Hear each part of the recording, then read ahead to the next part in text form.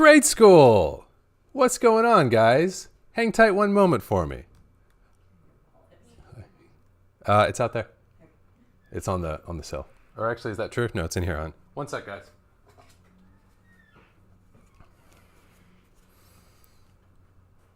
Has everyone seen the bumper sticker?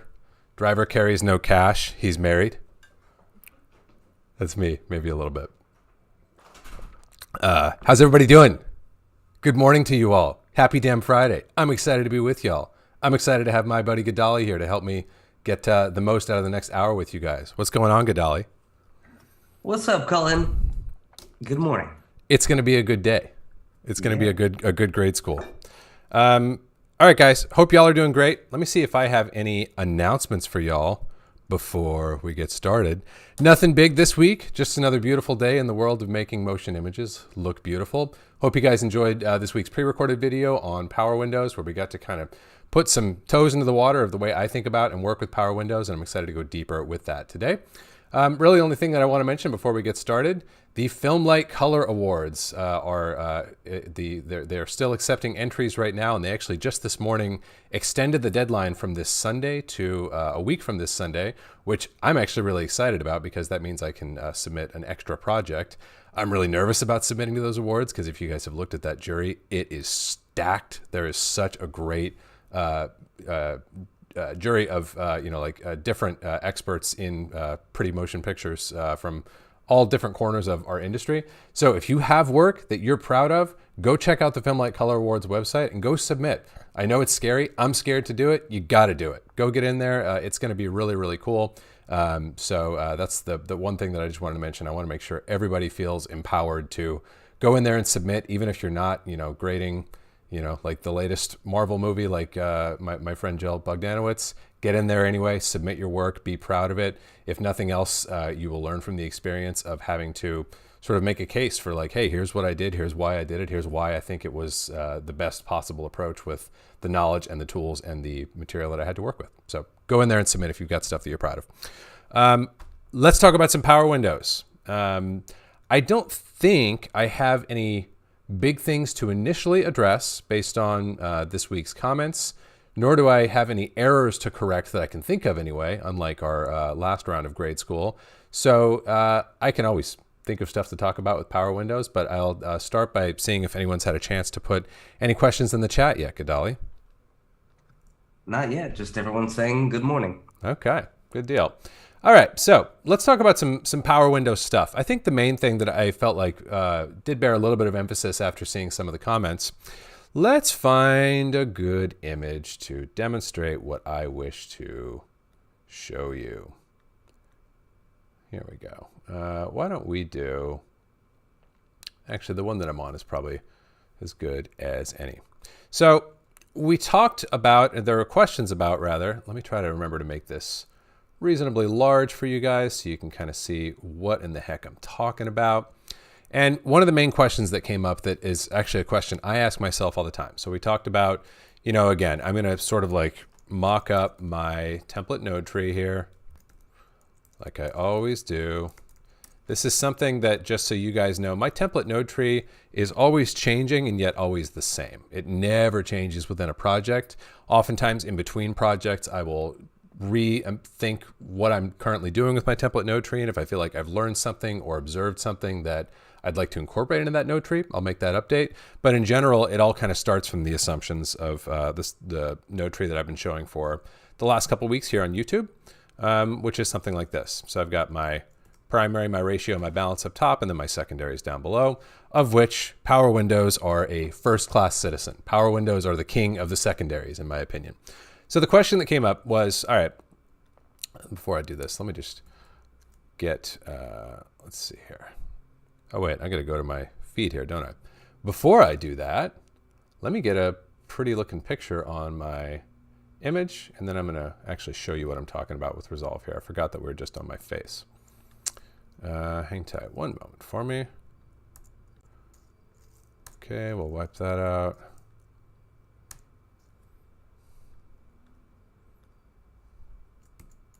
And we'll skip that. Okay.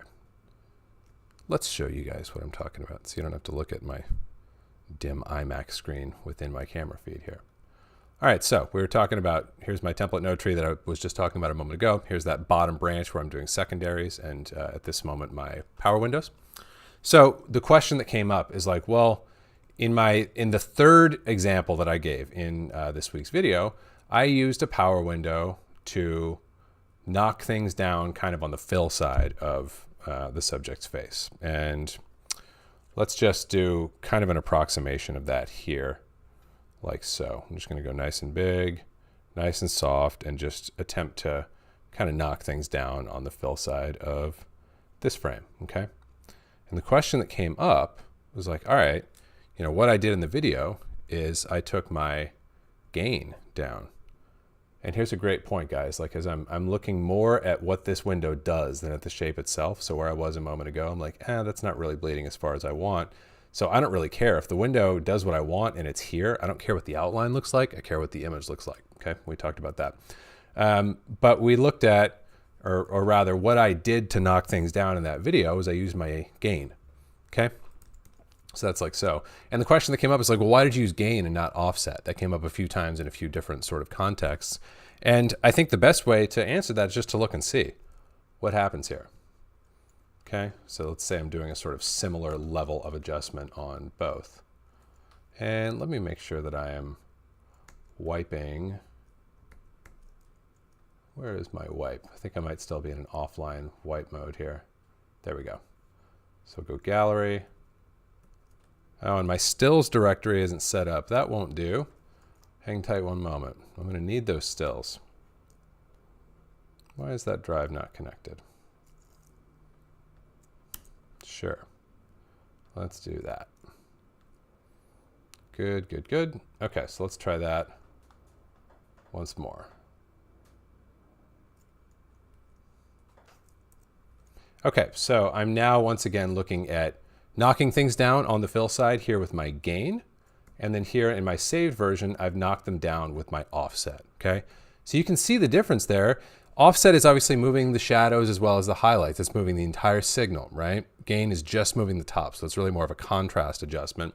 And the question that came up is like, well, if you're thinking about this photographically and you're thinking about, for example, adding negative fill, wouldn't making a more exposure-like adjustment, such as offset, be the more sensible choice? And the answer is maybe. That could definitely be the case. A lot of this stuff kind of comes down to your concept, and you know, ultimately, like you could definitely make that argument that offset might be a more photographic move.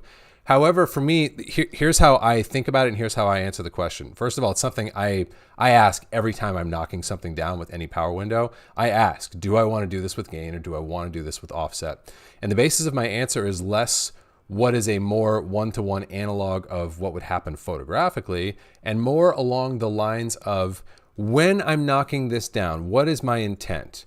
Do I want to control and shape the image in a more sort of transparent way?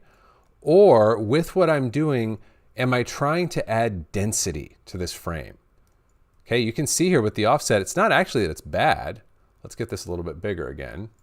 It's not bad. It's just adding density. It's adding weight. It's adding extra thickness in the bottom of the signal to the image as sort of a byproduct of the operation, right? So you can imagine, like, I'll give you, here's a really good one. I talked about this recently. I can't remember in what venue.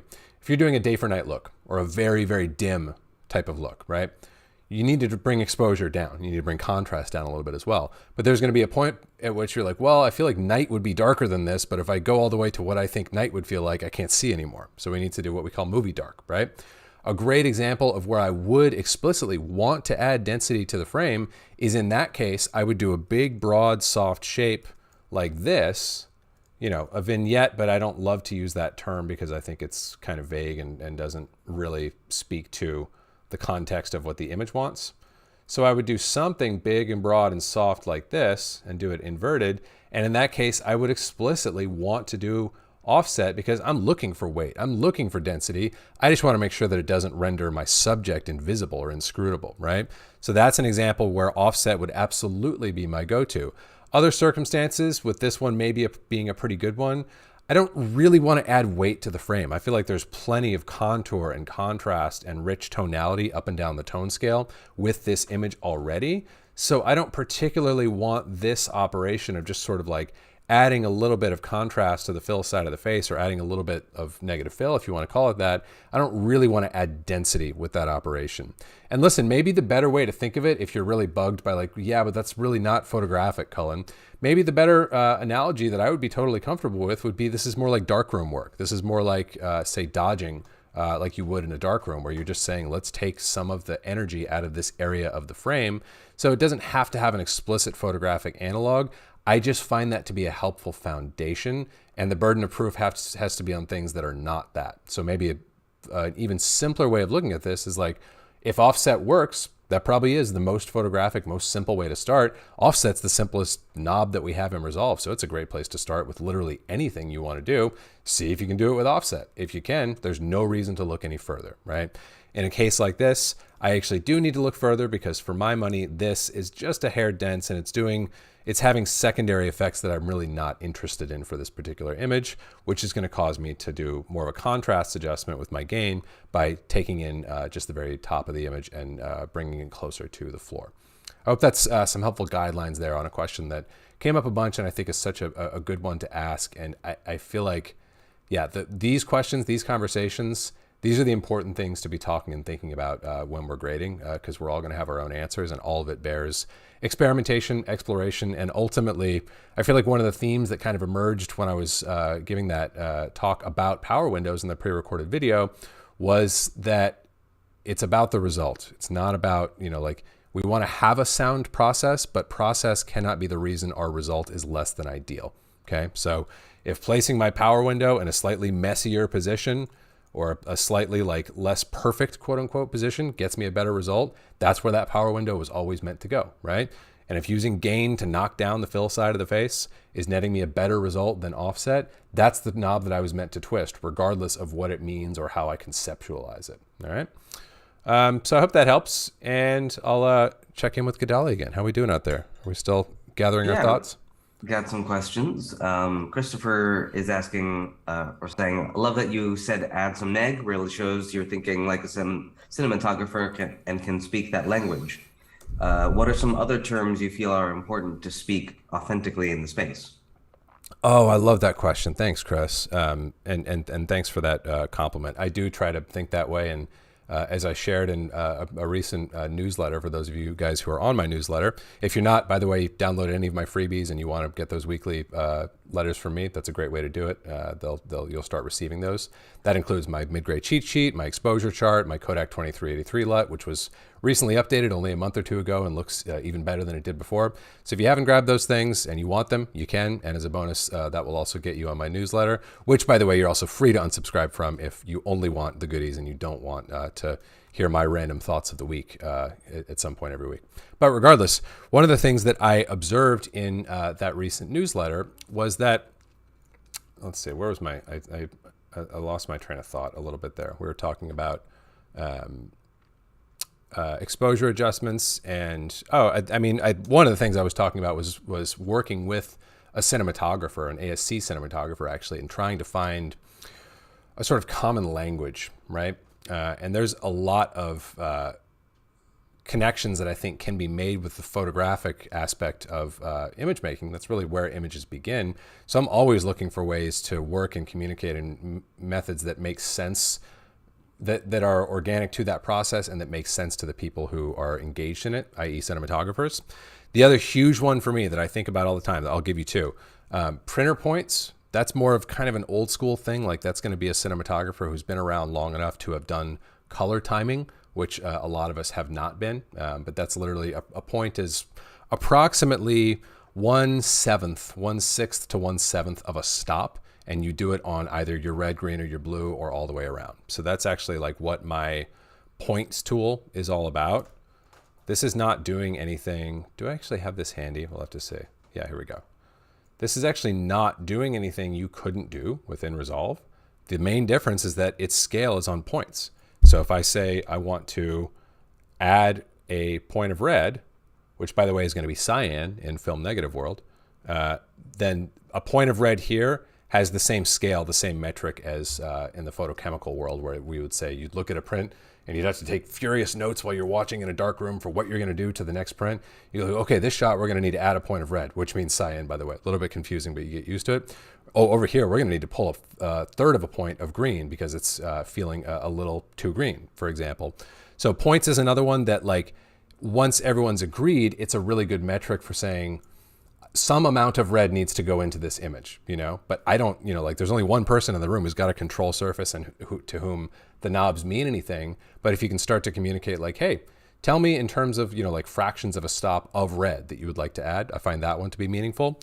And of course, the granddaddy, the one that I use more than anything else, is I think and work explicitly in stops with my clients. So when we're talking about exposure, I'm not saying like, oh, it needs to go down a skosh. I try to really anchor myself to the work that has been done up until this point. And I'll say, all right, why don't we trim 1/6 of a stop? That's exactly 1/6 of a stop. That's how this tool has been set up. Again, this is actually nothing you couldn't do in terms of the operation right here within Resolve. It's just that the scale, the metric over here is in a photographic context. So those are the two big ones for me, is points and exposure. And, you know, other than that, I generally, you know, just try to work along the lines of what we talked about in this week's video, where we're saying like, my first choice, there are things I do in color grading that really have no photographic analog, but those things are going to happen, like those are not the foundational things. I want all the foundational things I do to have some sort of photographic analog. So that's less of a terminology thing and more of just a conceptual philosophical thing that guides what I do regardless of how I describe it or how I talk about it. But those are the two main ones that stick out to me. All right. Let's see. We've got one from EC Sanka. Is the order of nodes with windows important? I would say generally no. I mean, it depends on what you're doing. And I'm sure with a little bit of head scratching, I could come up with some example of a case where that would be critically important. But generally no, especially if you're observing the higher, you know, sort of macro concepts that I talked about in this week's video, where we're saying, all right, we're trying to work negative rather than add things. We're trying to work broad, trying to work soft, trying to work photographic. It's really just trimming things. It's really just sculpting and knocking things down. You know, like power windows can have an enormous impact on the way a frame feels to me. But generally speaking, it's not like they're going to be rewriting the image into something else. It's really just about taking what's already a sound image and sculpting things, you know, like into a bit more of a refined space. So in general, I would say no. And from Nathan, do you ever change the gamma to linear on a node when dropping exposure or adding negative fill?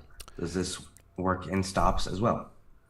I do that, and in fact, one of my shortcuts that I'm going to be remapping to my Stream Deck is add circular power window in linear, because that's something that I do all the time. The only reason I don't do it more is because in the heat of the moment, especially when I'm with clients, this is not particularly fast, and that's the fastest I can do that. Add a circular power window, change the gamma into linear.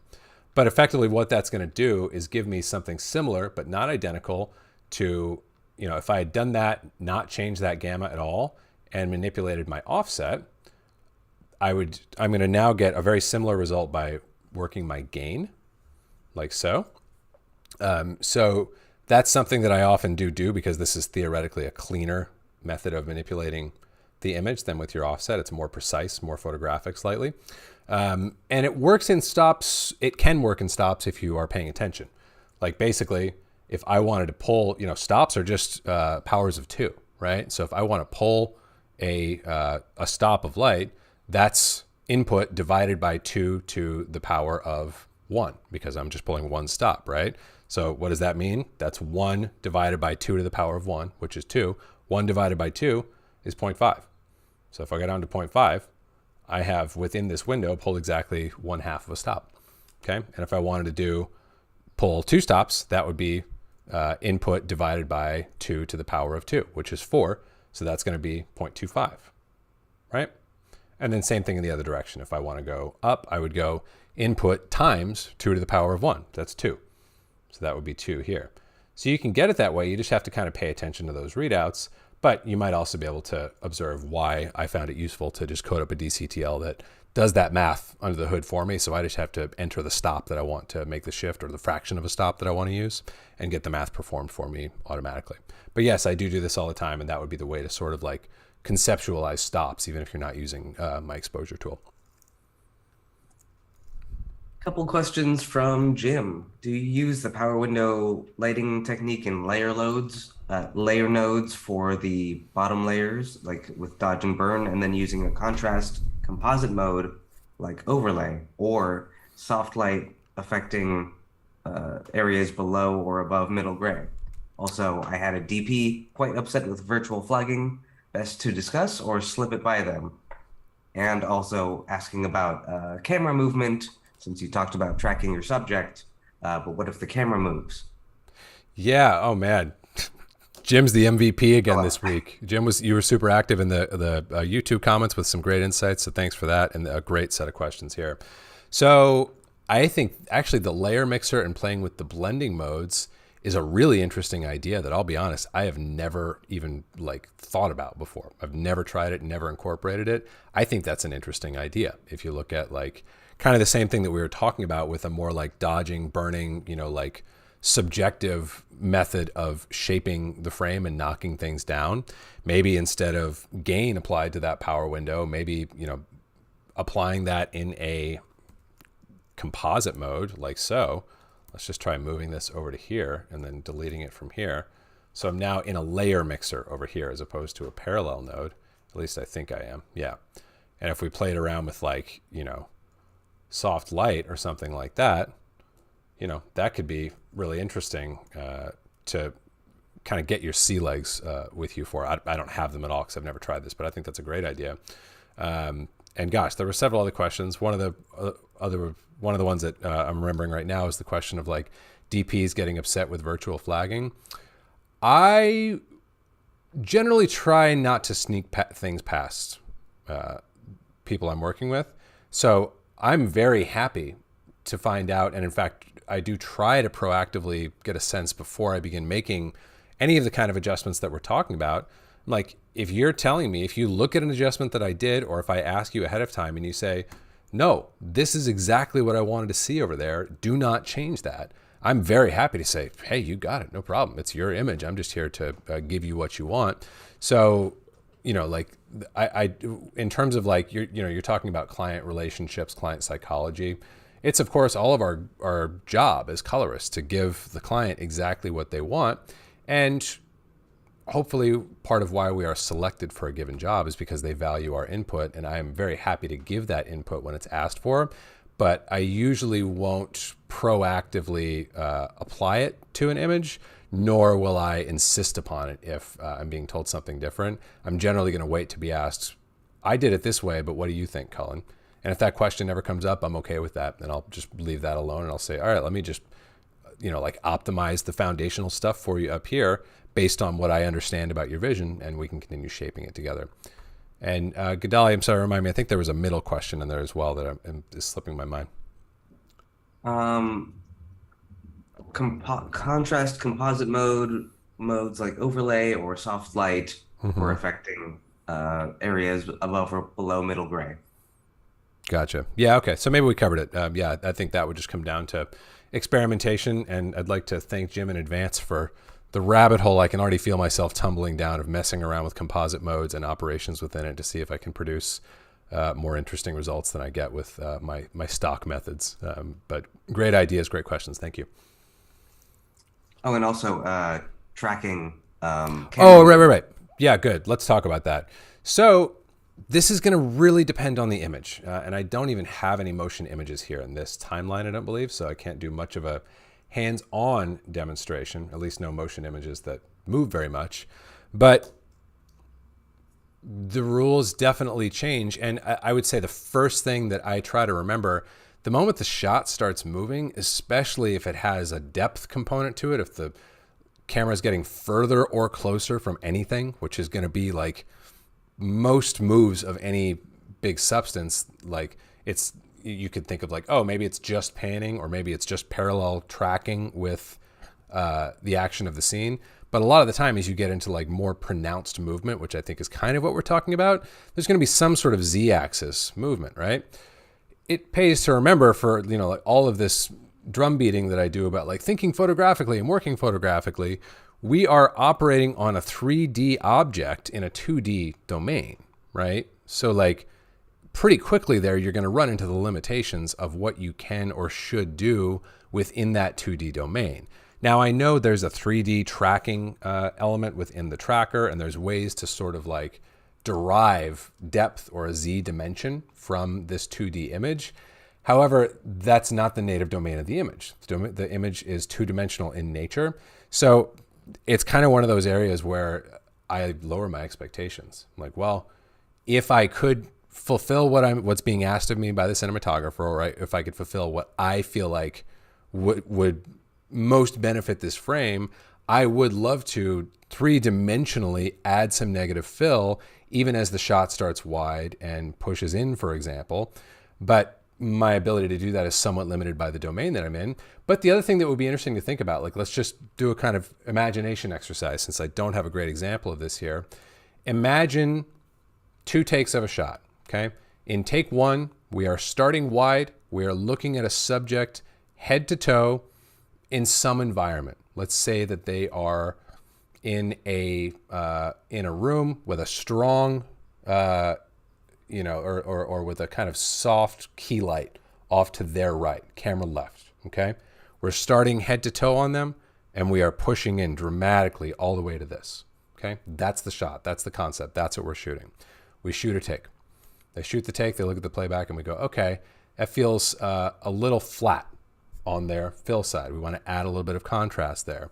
What's going to happen there? You're probably, I'm not a cinematographer, so you cinematographers can tell me I'm stoned for this idea, but probably the best way to do this, or at least a way to do this, depending on just how wide that first point is, you're going to have that negative fill very far away in order to keep it out of the frame at that wide point. So one option would be to have someone riding on the dolly or walking alongside the dolly with that negative fill and walking it in as the dolly moves in, right? Assuming you're on a dolly. As the camera is moved toward the subject, you've got that negative fill moving in with it, okay? Now, there was actually a really good comment from Brennan this week about the idea of fading in power windows. And I thought, that could really apply nicely to what I'm talking about here. You could have a power window where you basically set it at that end point of the shot. So, like in this, now we're envisioning for that second take of the scenario I just described, that was never shot. We only realized after the fact, okay, the fill side is a little flat and we want to shape it a little bit. That second take of like refining the lighting, that never happened. So now we have to do it in color, right? Well, actually, probably the best analog for that would be to fade in that window. So I would start here at the end point, shape that negative fill over here, get it to do exactly what you want it to do. And then I would work, again, this is kind of a silly exercise with no real context, but I would work my key output gain within that node for like whatever it is, my fill. Let me just label this and say like, okay, if this is my initial fill here, and we are knocking things down like so, let me look at my keyframes here. This is corrector 6, and I'm going to go to some fun trivia if you don't already know about this. If I want to keyframe my key output gain, the parameter here within my keyframes is actually defocus. So I would just add some dynamic keyframes. And on this shot is actually only 1 frame long. So let's see if we can't do something about that just for the sake of the demonstration. So now I'm just adding 2 dynamic keyframes. And here's the sort of imaginary beginning of the shot, I'm going to set that to 0. So this is going to look dumb in the context of a static image that I simply have extended out by a couple frames. But if you look here, we're adding that negative fill, right? If you've got the motion of a camera moving in Z depth, you'll be amazed what you can get away with and no one will ever notice it because you're too distracted by the motion to notice that, oh, are things getting slightly darker over there? It's the same reason that it would work in camera, right? Like, because the fill actually is increasing as the camera moves in, but you don't notice that. You notice the movement of the camera, right? So that's kind of a long explanation of one potential solution that I would see for dealing with the fact that we are applying a two-dimensional adjustment to a scene that is meant to represent 3 dimensions. You could kind of keyframe things in like that. But barring trickery like that, I do think that the place to start, when you have dramatic movement, especially dramatic movement along the z-axis, you got to lower your expectations. You may not be able to get the exact level of adjustment that you wish you could have if the shot was only happening here. You're probably not going to be able to accomplish that exact same level of control when the shot moves from here into that. Make sense? Hope that's some helpful thoughts and ideas on those questions. One here from Timu. If you're using multiple power windows, is there any benefit in doing them in parallel nodes versus serial nodes? Not that I can readily think of. I think that kind of comes back to our question about order of operations. Again, I'm sure I could come up with a little bit of head scratching, some situation where that would matter for some reason.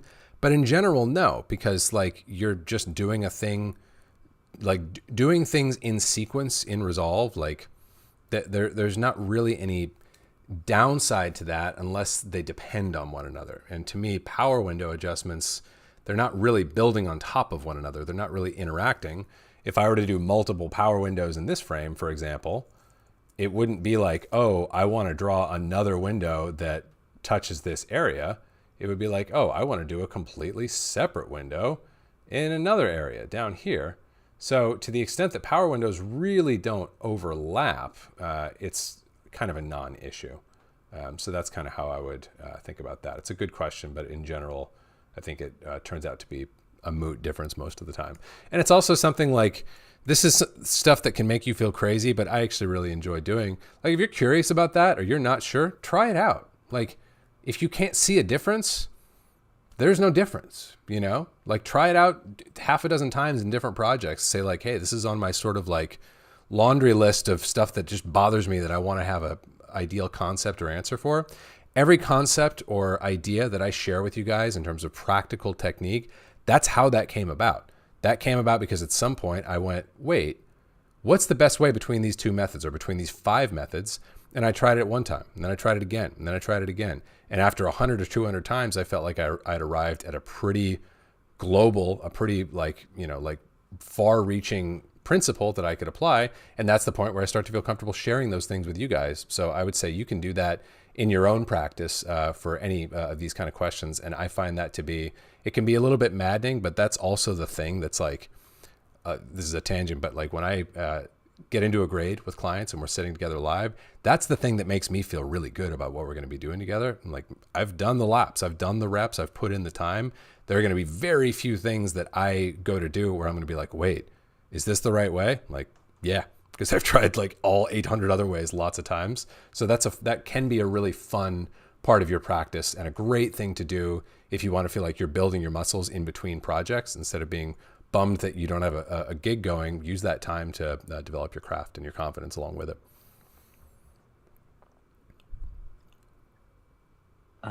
Let's see.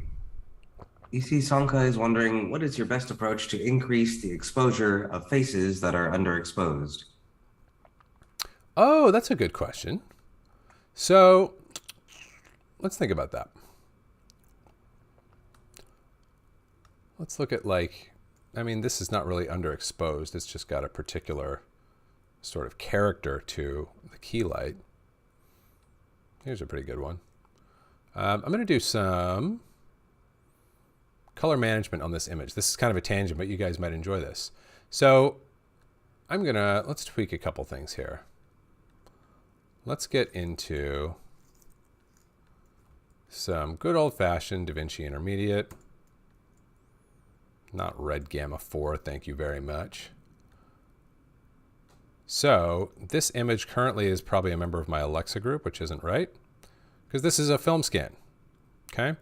So let's remove this from that group. And let's do some basic color management on this film scan as a starting point. This is a fun thing for any of you guys who've asked about or curious about color managing film material. Spoiler alert, there is no perfect solution, but I'm going to show you a pretty good one. I'm going to go to my ACES transform, and I'm going to set my output transform to, well, let's just say no output transform, because that's going to mean ACES linear. All right. For my input, I'm going to go down here and I'm going to look for ADX10. ADX stands for Academy Density Exchange. And this is a standard that was developed by the Academy for dealing with the challenge of color managing film scans. So while we can observe there is no perfect IDT for a film scan because scanners are different, negatives are different, the way a particular negative responded to a particular scene and ran through a particular laboratory and then was received by a particular scanner, those are all live variables that are going to move. So it has what you could call an unstable primary set. So there's no perfect IDT. However, there are sound IDTs that you can use, and I think the ADX10 input is the best sort of like readily available version of that. So we're going to kind of do this dance in two stages because we're not working in ACES, are we? We're working in DaVinci Wide Gamut Intermediate. So ADX10 inside of an ACES transform gives us the ability to get onto a map, as it were, to get into a known space. Because once I'm in ACES linear, I can go all kinds of places from ACES linear. I cannot go many places from a film scan, right? That's not a standardized color space in general. Once I'm in ACES, I can now do another color space transform. And anybody want to guess? Let me know in the chat. What am I about to do here? How am I going to populate this color space transform? I bet you guys are probably way ahead of me. I'll give the feed just a second to catch up. Sorry for those of you who are watching this recording later who find this super boring. Every now and then I like to see who's paying attention in the chat and see if anybody can solve these challenges with me. So I'm going to give us just a second to answer that question. I've mapped from film scan into ACES linear, and I'm now trying to complete the journey into my color management, my resolved color management world.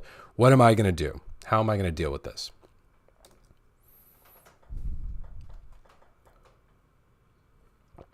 I'm going to fill out this color space transform with some sort of set of parameters. Oh, I see some good answers coming in. I see some good answers. I got some smart cookies out there. That's exactly right. We're going to go ACES linear into DaVinci Wide Gamut Intermediate. And this is a whole tangent that I'll be honest, I didn't necessarily mean to go down with you guys, but since we're here, we might as well round out the conversation. Let's have a look here. Okay, so we're going DaVinci Wide. I was double checking my transform there and what's happening here. So we have now gotten a reasonable, perhaps not perfect mapping, but a reasonable mapping of our film scan material into the realm that we want to be in. And a great way to actually test this, do I have the Alexa and the film scan version of these images in here? Nah, I don't. Let's just look at one other image here and confirm. Oh, I think I might know part of why I'm not liking what I'm seeing. This inverse OOTF box has a bad habit of checking itself. It should not be checked. So that's a bit more of a reasonable initial mapping. Okay. So that aside, let's go back to what we were talking about. We were talking about what are the best methods for dealing with an underexposed face. Well, again, this one I'm not gonna pause for dramatic effect for everyone to answer, but I want you all to think about that for a second. Like, what, according to the principle, be here to apply if we're saying we want the best methods for adding exposure to an underexposed face? Do we want to, what do we want to do conceptually? What we want to work broad, we want to work soft, we want to find a system solution that's going to work, ideally, right? So when it comes to an underexposed face, the foundation is going to be to work actual exposure. Now, there's different ways of going about that. We talk about those different ways all the time. That could be linear gain, that could be offset, but it really should be something photometric at the foundation. We should max that out, take it as far as we can before we begin to contemplate what else might be needed, all right? So that's always going to be the foundation, is take that to where it needs to go. and I'm just looking at the exposure, and I'm basically, this is something I do all the time. I'm envisioning, what if this was all I had? Because somehow color timers managed to perform that exercise with great success for like a century. What if this was literally all I had to tackle the problem with? I'm going to max this out. I'm going to pretend like there's nothing else I can reach for past this point and see how far I can take it, right? So generally the approach is going to be, let's say it's something like that. And then I can continue to get more granular here as needed. But a good starting point here in terms of the next simplest thing I can do is just to work some contrast pivot. And you'll notice I haven't drawn a power window here at all yet, right? Because all I care about right now is this face. I'm going to assume when we are talking about this question that we're talking about a face which is the subject of the frame. It's not some second face that's less important than a main face. This face is the subject of my frame. Therefore, I want to anchor everything I do around that face. So that's what I'm doing right now, and I'm doing it completely independent of a power window. So I'm really just working my same ingredients that I'm always talking to you guys about. I've just done my exposure and my ratio, right? So let's say I've got that living in the proper place. And what we can observe, and I'm going to move these things out of the way because these are just my inputs, but this is actually a great sort of way to connect back up to our power windows conversation, because there's a real benefit to sort of like aggressively prioritizing our subject and not really caring what happens to the rest of the frame. Because when I look at this, I could probably reasonably look at this and go like, well, I'm actually just going to keep refining this a little bit here. Let's go a little bit higher with that exposure. I could reasonably look at this and go like, yeah, well, the face looks good, but the rest of the frame feels a little flat, a little bit washed, a little bit like the visual priority is not that great. But because I didn't window and try to build that up, I did the entire frame based on what's optimal for the subject. Now I can do a negative power window, like so. And I can do like a big, broad, soft thing. Maybe I can go in really tight on the face if I want, but if I don't need to, that's probably better. And then just invert this.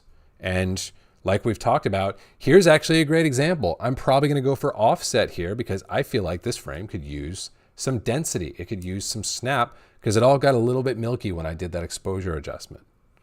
Okay, so something like this. I'm working my softness knob on my power window because I feel like I can see those edges a little bit. I'll go crazy soft here, guys. This is another great thing to talk about. Like if I'm trying to really recontour the frame, I'm trying to go as soft as possible. I've got no issue with like this level of softness, for example. And let's just look at the net of this. Okay, something like that. And then maybe I would play around with the overall size. Where does it feel the most invisible to me? And again, I don't really care what the shape looks like. I care what the image looks like. So something like that is starting to feel pretty good. I might even go smaller than that. Like so. That's starting to feel pretty good, pretty transparent in terms of knocking things down around my subject. So that would be my broadest, simplest approach to building up exposure on a face. Build up the exposure on the whole frame, assuming that face is your subject. Build out, where's the exposure? Where's the ratio? Where's the balance? Optimize that subject and then deal with whatever remains after the fact. Hope that is helpful. Oh, I see Darren's here. Softness all the way. Yeah, buddy. I don't know why, but I feel like when I came over from, like, before I ever color graded, I did a lot of stuff in Photoshop with, like, the feather is the equivalent of softness. And I'd always been taught, or maybe I'd reached the conclusion, I don't even remember why, but I just had this idea that's like, well, we need feather, but you don't want to do any more than you need to. At whatever point I unlearned that with color grading. I'm like, dude, go soft. Like the softer you go, the less likely it is. How many of you guys have been watching a movie on Netflix or whatever, and you're like, power window. Someone forgot to soften out their edges, It only gets worse in deliverables. It only gets worse with compression, with artifacting, with mixed viewing conditions. So take out an insurance policy. Go soft for sure. What else we got? Have we solved the mysteries of the universe, Gadali? Are there more? Nearly all of them. Jeffrey's got a question, I think about the film workflow you were going through. Should you tone map because DaVinci Wide Gamut Intermediate is a larger space? That's a good question. So easiest way to answer it is like, let's look at what we are doing. Let's just pull up my old friend, the grayscale ramp, or even better, I'm going to do something that you guys can do. I'm going to go to my, am I going to do that? No, I'm going to do a grayscale ramp. Maybe it's time I give you guys a grayscale ramp to run these experiments for yourselves. So I'm going to go to my waveform here. And what I want to do is I want to isolate, and essentially another way of asking this good question that's just been asked is, am I clipping out details?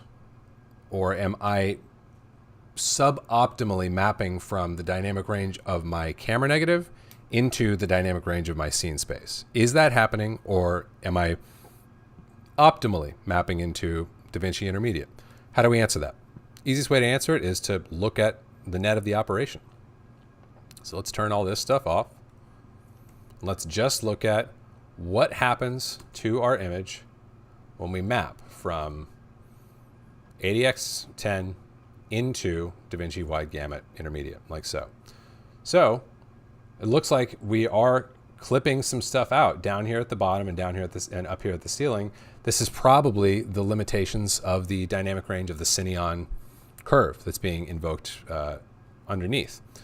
So what we might want to do is look at our luminance mapping.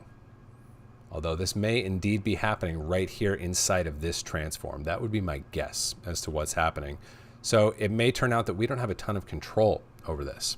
And this is where, you know, like the task of managing film scan material into a larger space is really kind of one part science and one part art. I'll give you a very quick example since I don't get the impression we are like maxed out with questions, and I love talking about this stuff.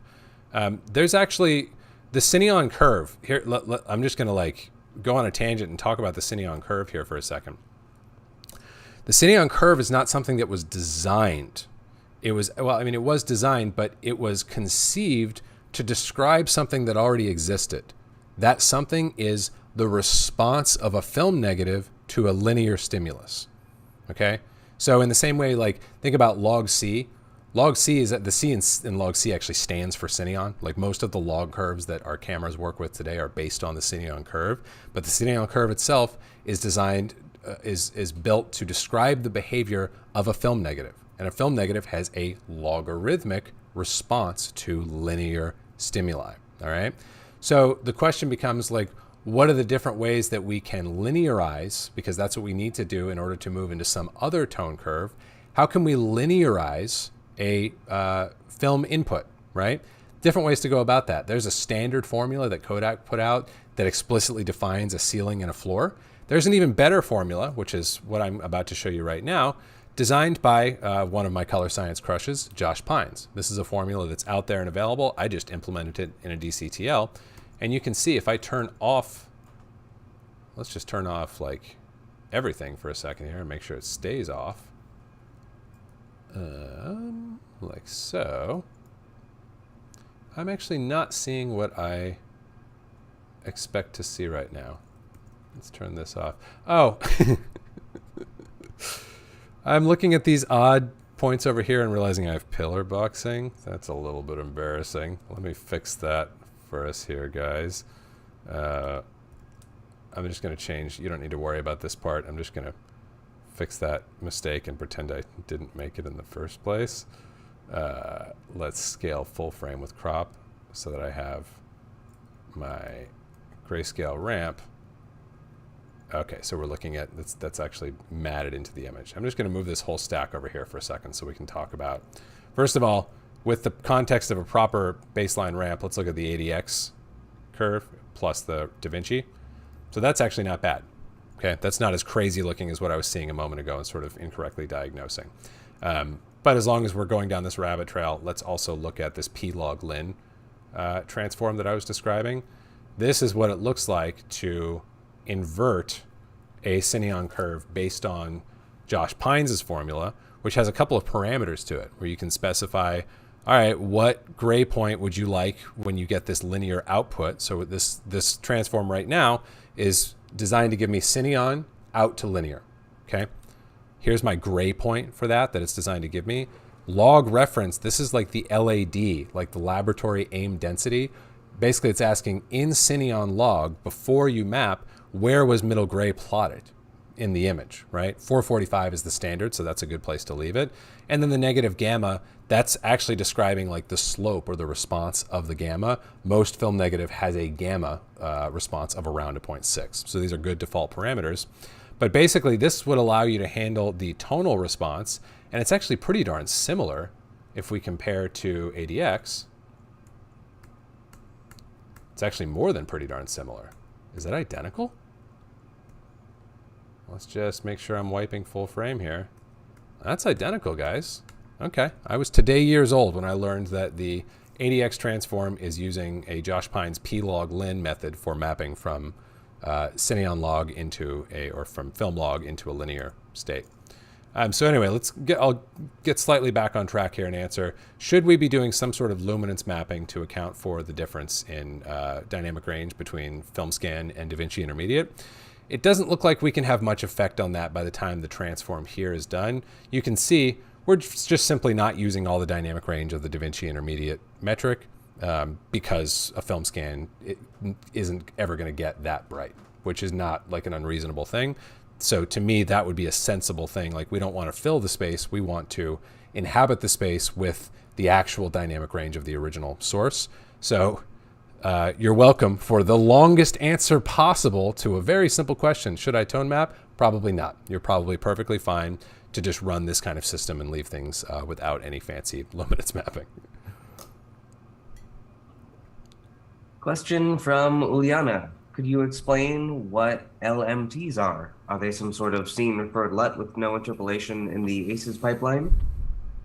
Yes, well, that's mostly correct. LMTs are a scene-referred look. However, there is interpolation in them. Let's look at an example here that is helpful. So, what do I want to do here? Let's just do an ACES thing for a minute here. So let me make sure I've got nothing else going on. And let's go to like a regular image here and just do an ACES pipeline and look at how LMTs would fit within that pipeline. Okay, so I'm going to do normal ACES CCT color management. Like so. So this is my out. Same type of thing that I talk about in ACES Explained. Okay, so we're going from Alexa into ACES CCT, and then we are going from ACES CCT out to Rec 709. Like so. There's my in, there's my out. And let's take a look at our LMTs that come by default with Resolve, because there's a couple in here. Where is that? And there's actually a Kodak one in here. Let's see if that loads up. So that's going to look zany, probably because it wants ACES linear. Let me just try this. I'm going to, instead of going, I'm going to, for the sake of, yeah, there we go. So just for now, I'm mapping into ACES linear instead of ACES CCT, and then out to Rec 709 from that metric.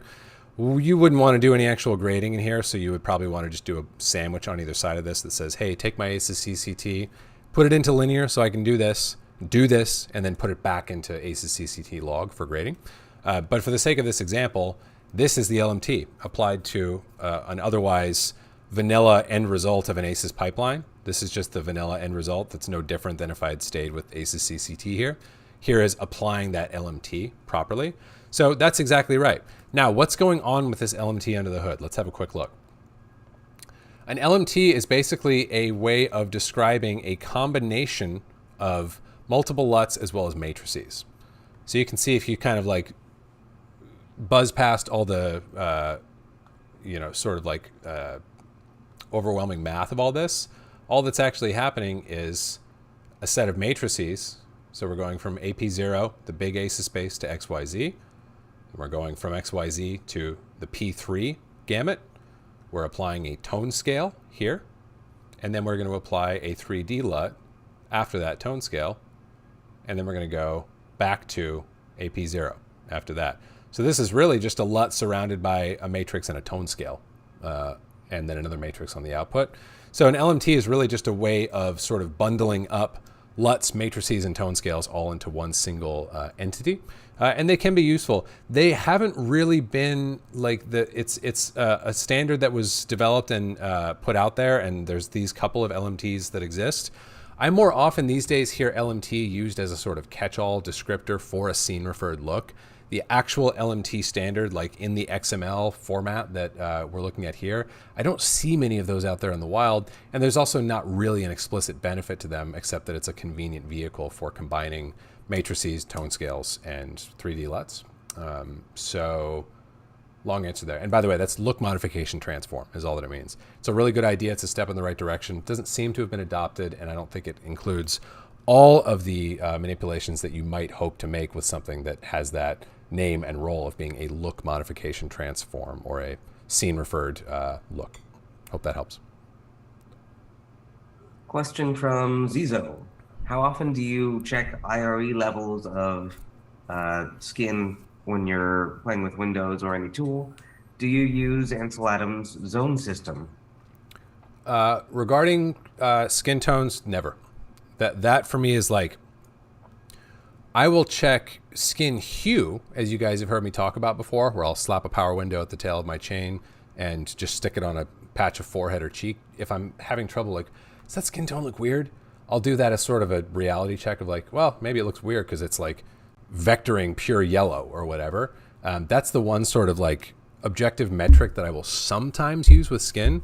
But for me, that's the domain of like, by the time I'm grading at the shot level, I'm just going by feel. I'm looking at, I don't care where the IRE level on skin is. I just care what it looks like. I care what it feels like. So generally, no. And the zone system, yeah, absolutely. In the like broadest sense, I'm looking at, what are my distinct tones as I climb from black up to pure white, and how can I sort of make sure that there's room carved out for each of those in my system, or there's room carved out for the tones that I want to see sort of separated out. So I use it in a broad conceptual sense, the Ansel Adams zone system, that is. And then back to, like I said, with IRE, that's not something that I think about in the same way that I don't think about exposure in general as an objective metric when I'm grading at the shot level. I'm just looking at the image and doing what I want, and of course what my client wants as well. But that's why I'm so emphatic about preserving mid-gray and building ideal pipelines at the system level, because I don't want to look at an image and constantly be compensating for a problem in the pipeline. I want to look at something that I know at the baseline represents the exposure choice made on set, and then go, I think that looks great. What do you think? Or have them go like, trim a third of a stop. I'll go, okay, easy. Knock that down. So it's all kind of perceptual and subjective at that point. And we got time for, I'll do one or two more. Let's do a couple more here. All right. Duke is asking, can you essentially create your own manual version of ACEs by using color space transforms from log to linear and linear to Rec 709? You can. It won't be identical. And the main place you will see a difference, not the only place, but the main place you will see a difference is in the rendering side of things. That's where one color management system and the next really distinguish themselves, is how do they solve that challenge of how do we get our 10 pounds of dirt into the 5-pound sack, to use my favorite analogy. ACEs transforms do it differently than a color space transform. So even if we look at this, if I do an ACEs CCT thing here, and then I do my out, here's like a vanilla ACEs pipeline just done in nodes, all right? And then you can trust me for the sake of this demonstration that this node's not going to make much of a difference. If I rebuild this with the color space transform, that's going to be damn near 1-to-1. But on the output side, if I do a color space transform and I do the equivalent transform, I say, all right, input is ACES AP1, ACES CCT, output is Rec 709, Gamut 2.4. And then I set these things, honestly, wherever. It's not going to make any difference for the sake of this example. And then I gamut map. It's different, right? The rendering system, the way that these images get rendered out to display is different between the systems. So you could do this. And in fact, there was a time some years ago when I felt like ACES CCT was a convenient working space. And so I would use that as my working space. But not really using the ACES rendering, what was called the RRT at the time, or the ACES full-on rendering system. I would just use ACES CCT as a convenient space to do my grading in. So yes, you could, but you will see one key difference, which is on the output side of things. And we can do one more question. Okay. Jim had a comment saying he sees the term linear or linearize used incorrectly a lot. Can you explain exactly what linear means in terms of color space and gamma? Yeah, actually, that's a great one to end on, because I'm with you, Jim. I see that happening a lot as well. Let's go back to our normal pipeline here, or maybe better yet, I'm just going to turn things off for a moment. So I want to talk about, we'll close this with two thoughts on that subject. So the first thing I want to talk about is, what do we actually mean when we are talking about a linear response or a linear tone curve? Okay, this actually connects up to the conversation we were having a little while ago based on Nathan's question about, like, how could you get a more photometric stop-based adjustment in linear within Resolve? If you look at the way linear exposure works in the real world, like what I'm looking at right now, I've got my exposure chart pulled up. Again, this is a free download for anyone who wants to play around with it themselves. It's linked in the description for today's show. This is a linear reproduction of stops, okay? So everything in this exposure chart, everything starts in the middle with middle gray, always, always, always. So this is 18% middle gray, right? One up from here, that is, now we're going to do a little bit of math, so stay with me. That is my baseline times 2 to the power of the number of stops that I want to go up. How many stops do I want to go up? Just one. So that becomes 0.36, right? Next up, I'm doing my base times 2 raised to the power of 2 because I want to go 2 stops up. What's that? That's 0.72. So that's getting much larger, much faster, right? Now we're going to go one more up. We're going to say input times 2 to the power of 3. That's starting to get really big. That's 1.44. So successively doubling things, exponential growth is an incredibly potent means of growing a signal. And you can see here in the tone curve, look, it goes kind of bloop, bloop, bloop, bloop, bloop. It's only taken off really slow. And by the time we're getting to the limitations of what we can see here, it's already gone into a darn near like straight vertical line, right? So why am I showing you this? This is a linear tone curve of, like you could imagine preparing a series of cards which reflect 18%, 36%, 72%. And then past here, you can't have a card that reflects 1.44% of the light that it's given. That would be an odd object. It can't reflect more than what it's being hit with. But up until this point, you could imagine these as a series of real world cards that you might show to a camera. And what the camera would see before we do anything else to it would be this right here. So that's what a linear response is in terms of an encoding. And the reason why we have anything other than that is because this is not terribly easy to look at, is it? Like how many separate shades of gray and white can you perceive here before it's like, well, I believe Cullen when he tells me that there are separate shades still happening here, but I can't see them. Same thing on the bottom. I believe Cullen when he says there are separate shades happening at those regular intervals, but I just can't see them, right? This is where log encodings help. Let's go to like Arri log C3. Hey, we can see all the shades of gray, right?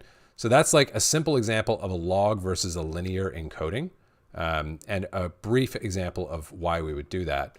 So, like this is that's a linear encoding, and we would manage that linear encoding by mapping it or encoding it perhaps into a log domain for the sake of efficiency or for the sake of grading in a way that doesn't feel completely crazy and counterintuitive.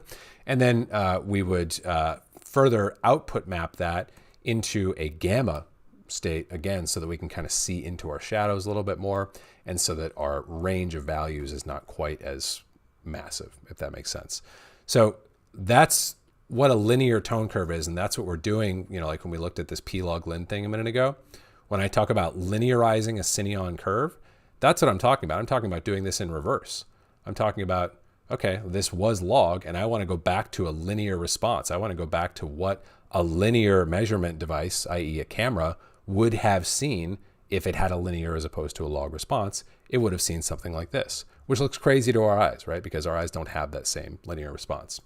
And the last thing that I just want to like mention to round that out in closing, that's what we were talking about when we talk about a linear response or a linear tone curve or a linear gamma or a linear color space. I'm talking about some version of this, where I'm going from whatever, like log C into a linear metric. Okay, that's what I'm talking about. The other thing that I want to emphasize that I talk about all the time, I use the word linear in a different context sometimes. I use linear to describe certain operations, right? So right now I'm in a log space. I haven't done any linearizing, and this is a log C image. It's not linear, right? And you can tell by looking at the image that that's the case. But let's look at a grayscale ramp here. The other context, the other context I will use the term linear in is to describe an operation. So when I'm talking about offset or gain, when I'm talking about gain here, that's linear, right? That's very different from a non-linear adjustment like I might do here in my curves. So two separate meanings of that same word that I will use in different contexts. There's linear tone curves, and then there's like a linear response or a linear adjustment versus a non-linear or a rolling or a curving adjustment. So I hope that helps clear things up for anyone who stuck around for the full hour plus of grade school and wants to get their facts straight on linear and what I mean when I'm talking about it and what anyone should mean when they're talking about it. That's the case. We've got linear encoding, linear decoding, linear tone curves, linear gamma. That's all the same thing. That simply means that the response is equal to the stimulus. So if I double the amount of light in this room right now, whatever values my camera is encoding to describe the scene would double as well. That's different from a log curve or a gamma curve or some other type of curve we might describe. And then secondly, we've got our linear curvature itself versus a non-linear curvature. So like I could never make this shape with a linear adjustment with gain, right? It's just not complex enough. So those are the two meanings. And that's a great place to round things out for today, guys. I feel like we got to cover a good bit about power windows, but we also sort of went off the reservation and got to talk about a bunch of other fun stuff. So I hope you guys enjoyed this, and I hope for everyone watching the recording after the fact that you're not too frustrated at having any unanswered power window questions discussed. There's always more to talk about with power windows, and we'll be revisiting them, I'm sure, at some point in the future. But in the meanwhile, I hope you guys have an awesome Friday. Hope you have an awesome weekend. Always one of the highlights of my week, hanging out with you guys for this hour on Friday mornings. And huge high five to every single one of you guys who show up to better your craft and your skills. Thank you for joining me. Thanks to my buddy Gadali for co-hosting with me. We'll see you guys very soon. Have a great weekend.